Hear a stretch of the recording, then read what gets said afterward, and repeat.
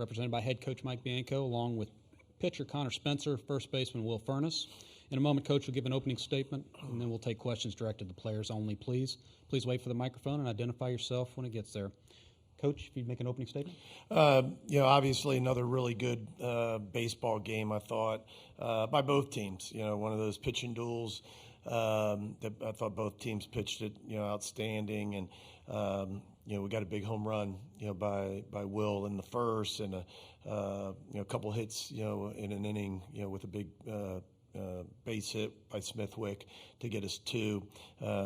That usually doesn't do it. It's usually not enough. But I really think, the story of the game, was us on the mound. Obviously, a true freshman in Cade Townsend to pitch 4 2/3 against a very, very good offense.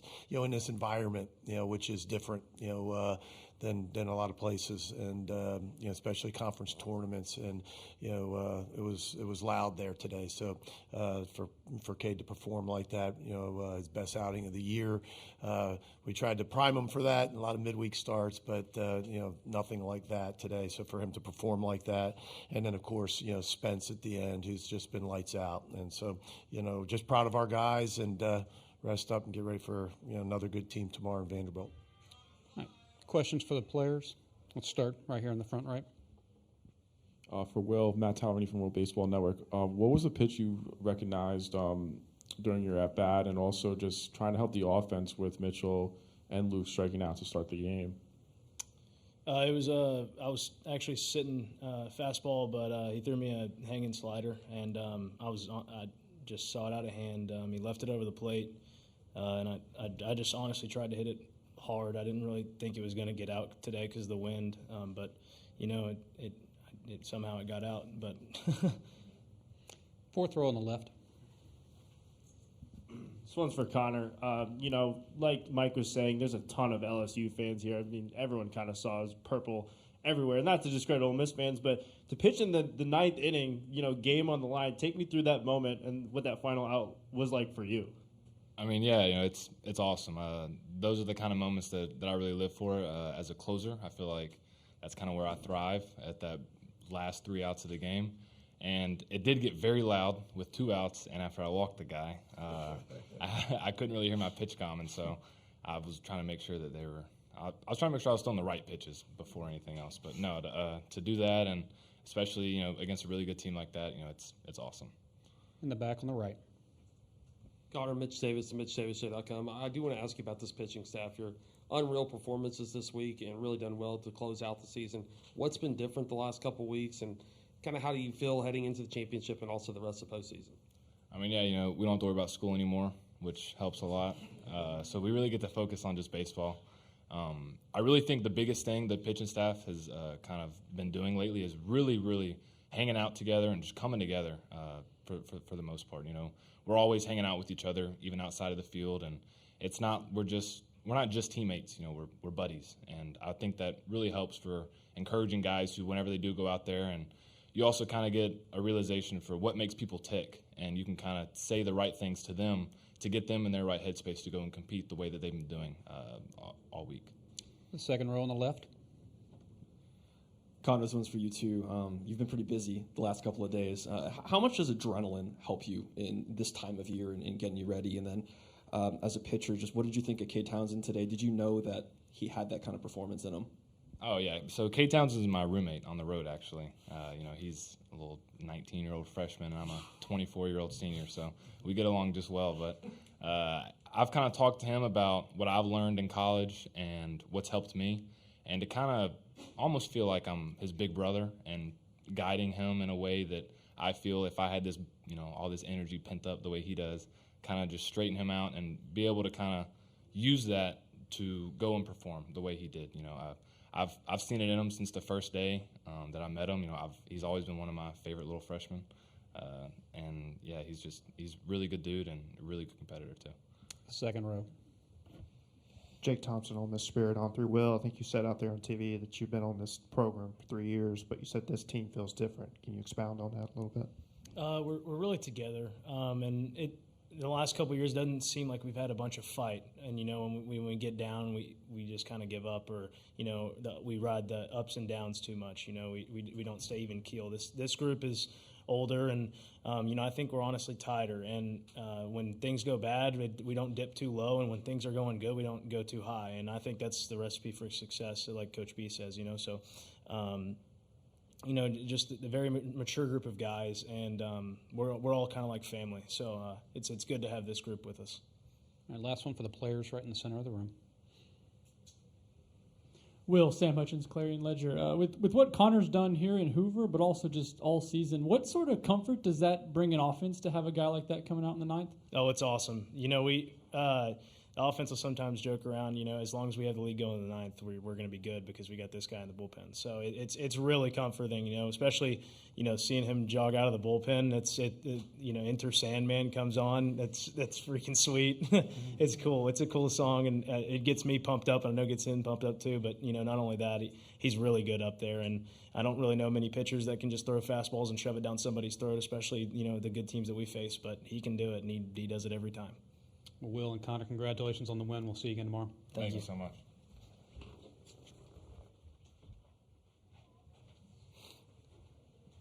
All right, if there's questions for Coach, we'll start on the front, second row on the left.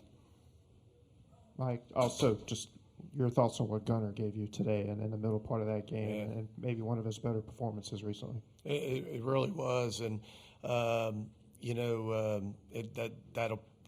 was a huge performance and probably gets lost in it, and a lot of kudos to Cade in the start, which he deserves, and of course Spence at the end. But the two guys in the middle were special, Gunnar and McCausland bouncing back from maybe a little rough, outing yesterday. I thought he was really sharp. Big changeup today, which we felt would work well against that lineup. At least if we could get 5-6 outs from them. Sometimes the plan doesn't go as quite like you planned it, but today it did. We were hopeful to get Townsend 4 or 5. Let him handle some adversity out there, not go too quick to the pen. But we wanted to go left-handed after that and kind of switch it up a little bit, and obviously wanted to go to a veteran guy like Dennis. I thought he was terrific. Back right. Coach Mitch Davis, MitchDavis.com. I do want to ask you a similar question. What was the message to these guys the last couple of weeks to get this pitching staff rolling and really here in Hoover? Well, obviously the credit goes to the players. They're the ones out there throwing and performing. But, a lot of credit's got to go to Joel Mangrum, and we said it yesterday in the press conference here, how well we've pitched it, down the stretch. Not even down the stretch like a week or two, but how strong we've been on the mound the second half of conference play on both sides, from the starting, pitchers to the bullpen, and even, with an injury to Braden Jones, we've been able to sustain that. And so they just continue to get better and better. I think, Spence is real sincere in that, how they're close, they pull for one another, and that's neat. There's a lot of guys in baseball that staff, you're going to hand the ball off to a lot of different people, and knowing that you have each other's back, sometimes makes the biggest difference in the world. The back left. Carlo Brown, WCBI TV. Mike, your team has knocked off two of the best teams, not only the SEC, but in all of college baseball. What was the message to the group after, another big win? That's 3 in the last 4 days. Well, we just want to continue to play well, and I know it sounds like coaches speak, but it's really not about who you're playing. We feel we're pretty good as well, and when we play well, we can play with anybody in the country. And one of the things that we've talked about for a long time now is, can we play consistently well over a period of time? Baseball is a tough game to do that, but this team's done it now for a few weeks. Third row on the right, Glenn. Mike, what did you think of LSU's pitchers there, particularly the last two? They were terrific. I thought they pitched it well. I mean, when you look at this game, after them pitching their 1 and 2 yesterday, to go what they did, and really it's a home run and a couple base hits, spaced between an error. That's the only 2 runs of the game, and so they pitched. We win. We get a lot of credit for the way we pitched it, but man, they pitched it just as well as we did. Second row on the left. Michael Katz, Daily Journal. Kate Townsend's had his ups and downs this year. What gave you the confidence to put him on this sort of stage? Is it the stuff, or is it the temperament? Combination of both? I think it's everything. It's tough. This league is tough for freshmen. It's tough for anybody, but it's especially tough for freshmen. And to come in with the high expectations that Cade did, and we've talked about this throughout the year.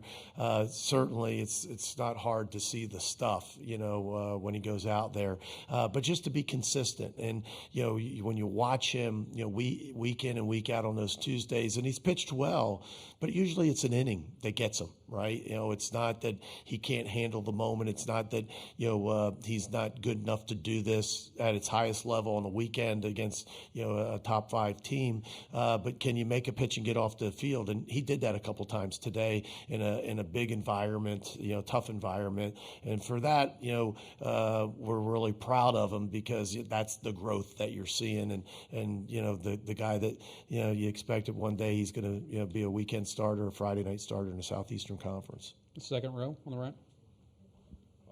Coach, how did you feel about Austin's performance today behind the dish, and just how he pretty much helped the pitching staff out today with the shutout win? Yeah, he's terrific, and I don't know if it was his 17th, something like that, home run yesterday. He was sitting up here, and we're certainly glad for all of those 17 home runs. But it goes really unnoticed, and that's kind of the catching position. The catchers are usually the offensive linemen. People really don't notice them, unless they miss a ball or something bad happens. But if you watch him, throughout the game, the 150 pitches that he catches every game, and how many balls he blocks, how many strikes that he gets us and doesn't, gets ball. He's as good as anybody in the country at receiving, meaning, getting balls called strikes and keeping strikes. He does it very, very well. And then you saw his arm today. He's been outstanding all year long. Third row in the middle. Jacob Renner, Baseball America. The players cited their closeness, but from your angle, what do you think has contributed to the rise that this program's experienced this year after the way the last 2 years have went to be back where you guys are at now? I said it yesterday. I think it starts with the older guys, especially the 4 Mississippi guys, Spence included, but along with Elliott, Maddox, and Nichols, 4 old guys that could have been drafted and signed and moved on last year, decided to come back. They didn't want 3 of them have a national championship ring. 3 of them were in that dugout in Omaha in 22, and I think the last couple of years have left with a lot of people, but a real bitter taste in their mouth, and they didn't want to go out that way. And so, they've made it their mission, because in 22 they were freshmen. Now they're the old guys. And so I credit them with the great leadership, but then also a lot of other guys, Foley and Mormon and Humphrey and Sanford and other guys that came from other programs that have meshed into this culture and this team, and not only have been great teammates, but also have shown leadership. And leadership, comes in a lot of different ways. And so I've said it yesterday that older teams win in our league, and this is an old team. All right, last one for Coach in the middle. Sam Hutchins, Clarion Ledger. I guess sort of on that, but with what Will and Connor said about this team just finding a closeness that's been fostered, what examples of that do you see? And what about that is so beneficial for a tournament like this or an NCAA tournament, that kind of chemistry? Chemistry, leadership, those are essential to success, but a lot of times those are questions usually answered at the end. As our beat writers, a lot of people ask about that in the fall. And, in the fall, everybody plays and you don't win or lose, but in the spring, all of a sudden, you only 9 or 10 guys play and you have 40 men on your roster. So that means 75% of the guys aren't in that lineup today. And so once that starts to happen, you start to see what kind of team you have. And, through the adversity, when you say example, the best example I can give you is we haven't always been our best this year. There's been games that we'd like to take back. There's been weekends that we'd like to take back. But we never hit a stretch where we were just bad. We've seemed to always recover. One of the mantras of the year has been shower well. And, what that means, it's a metaphor for, win or lose today, shower well and let that loss go down the drain and show up tomorrow. It's a new day. And so this team's been able to really buy into that. This team that even when we haven't been at our best, and I think, Will said it, they never seem too down. They're excited to win, certainly, excited after tonight's game. But they'll be the same team tomorrow morning in the meetings, same team tomorrow in batting practice. And those teams seem to find success more often. All right, Coach, thanks for your time today. Good luck tomorrow. Thanks, guys.